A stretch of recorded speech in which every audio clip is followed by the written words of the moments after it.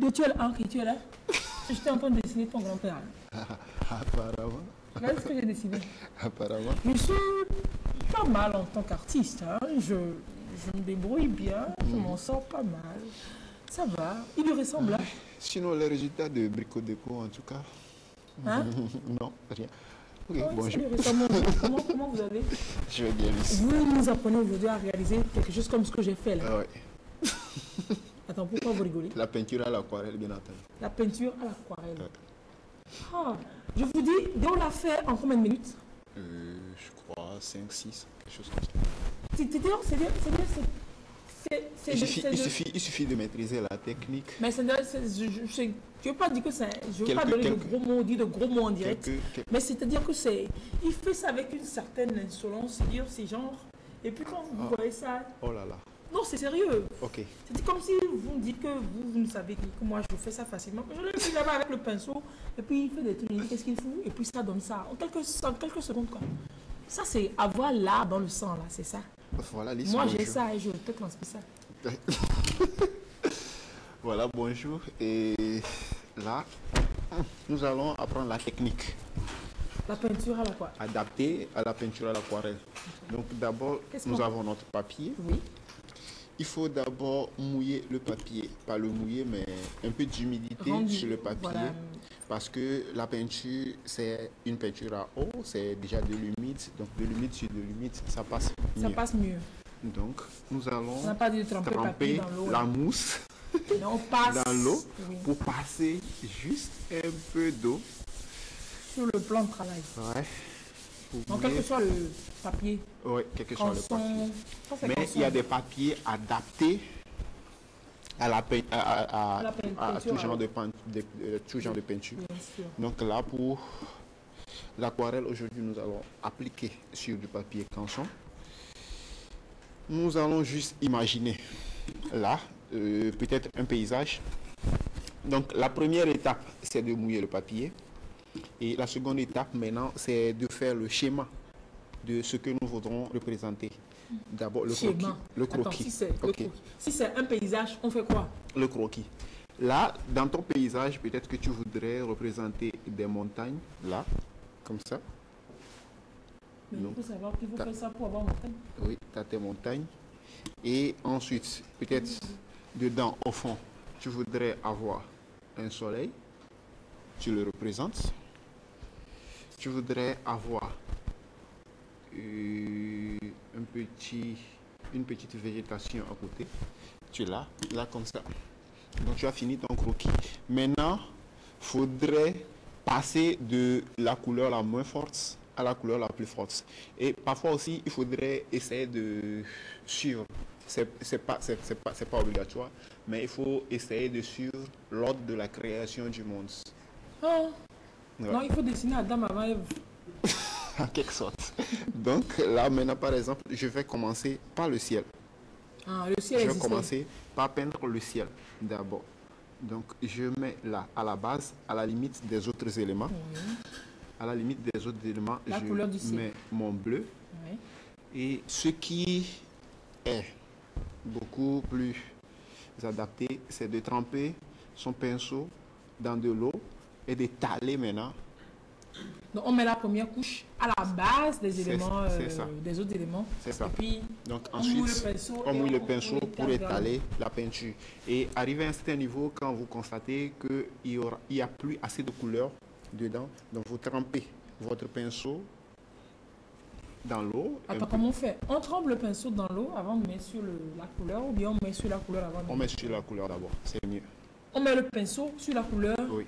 Avant de passer ça dans l'eau. C'est ça. Non, mais le pinceau, il est humide avant, non? Il est bien trempé. Avant de mettre ça sur la couleur qu'on remet dans l'eau. Je crois que c'est ce que je dis que Lise devrait suivre. Non, c'est pour comprendre. Oui. C'est-à-dire, quand j'ai mon pinceau, je sors même mon pinceau. Il est sec. Oui. Pour dessiner sur... Ah non, là, vous trempez le pinceau quand même. Voilà. Ouais, vous trempez le pinceau quand même. Oui. Maintenant, c'est je mets ça sur de la couleur. Oui. Et je retrempe encore dans l'eau. Non, c'est dans l'application. Là-bas, d'abord, vous délimitez. Vous délimitez. là. Quand c'est épais comme ça, c'est pour délimiter. Pour délimiter. Après, maintenant, vous pouvez tremper le pinceau dans l'eau pour étaler. Donc, pour faire la fondue, en quelque sorte. Voilà, vous voyez que vous n'avez pas bien. Ouais, voilà. Donc, ça, c'est le sel. Ouais. Oui. Maintenant, à la base aussi, il faudrait savoir déjà les parties qui resteront blanches. Donc, cette partie, par exemple, en coloriant, j'ai essayé d'éviter cette partie. Oui. Donc, à la base, il y a des gommes liquides que d'autres utilisent. Gomme liquide? Oui, de la gomme liquide que l'on applique à des zones qui resteront blanches à la fin du dessin avant de continuer. Bon, on pourrait utiliser aussi de la bougie. La cire de bougie? Oui. Non, pas la cire, la bougie elle-même, tu prends pour passer sur cette partie. Après, quand le dessin serait sèche, tu peux racler. Bon, sec, c'est mieux. Ouais.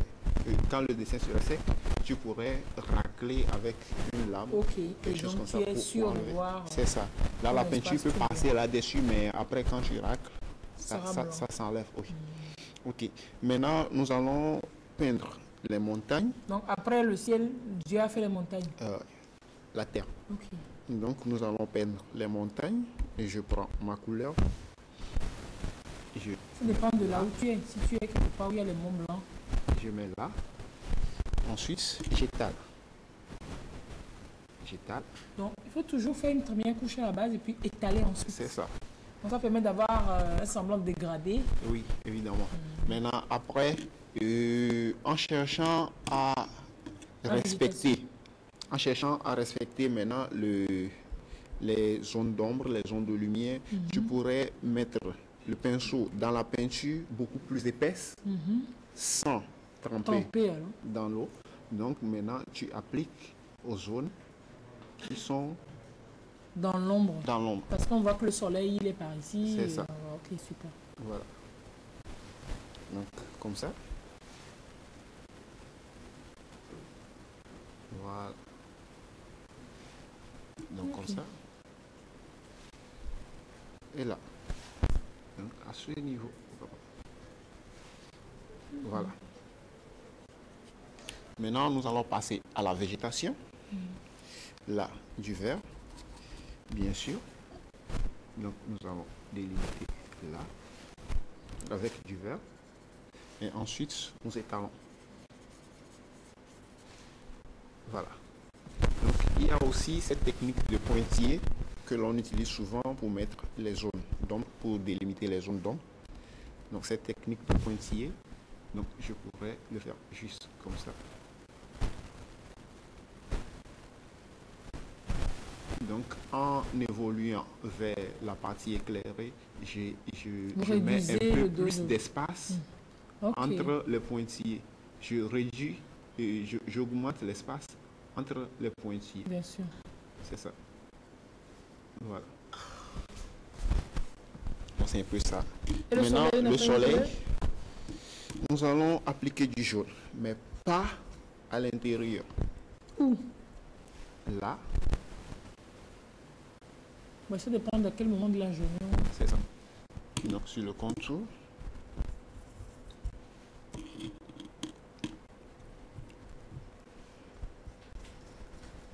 Là, comme ça. Donc, je passe sur le contour et je pourrais passer sur les flancs éclairés des montagnes, là, légèrement.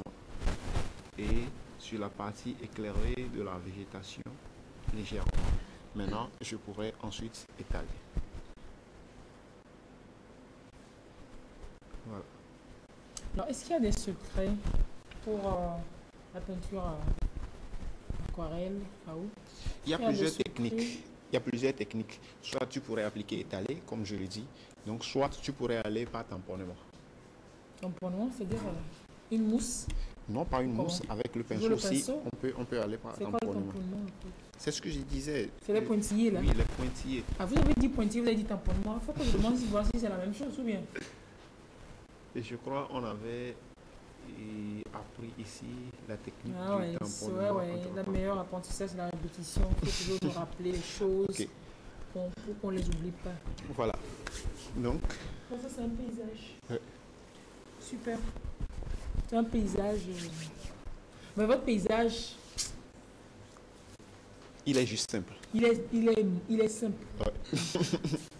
Ok. Il y a qu'un là, seul, il y a qu'une petite vitesse. Là, si c'est un humain, par exemple. On va dessiner humain dans ça. Non, pas dans le paysage. Oh. On pourrait le dessiner sur une autre feuille. Bah, il vous reste que des lignes 30 Donc, voilà. pour dessiner un humain. Je mouille mon papier. Je prends mon pinceau. Il faut prendre des couleurs peut-être réalistes aussi.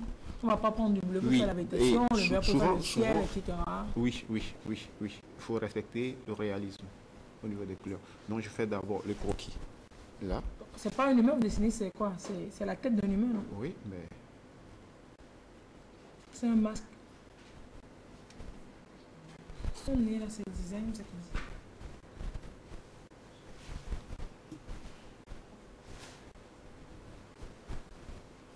Voilà. Ok, maintenant, je vais passer plus de peinture dans les zones d'ombre. Là, comme ça.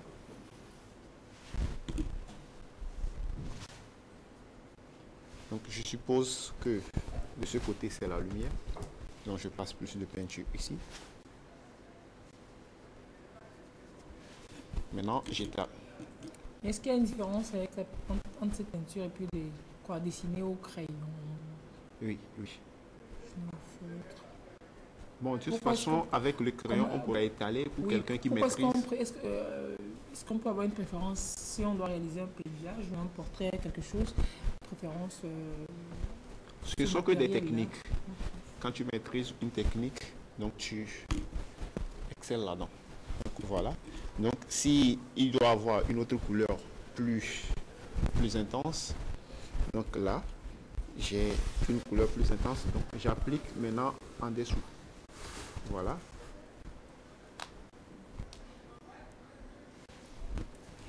Et là, si le noir pourrait intervenir, peut-être ce serait en dernière position. Tu dis que ton gars là, il est noir. Oui.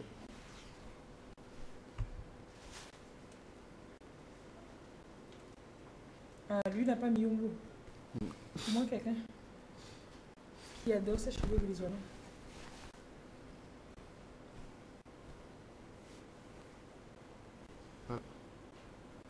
En quelque sorte.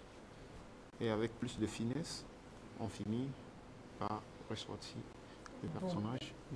C'est ce qu'il fait et puis ça semble, c'est comme si c'est facile. C'est pas facile.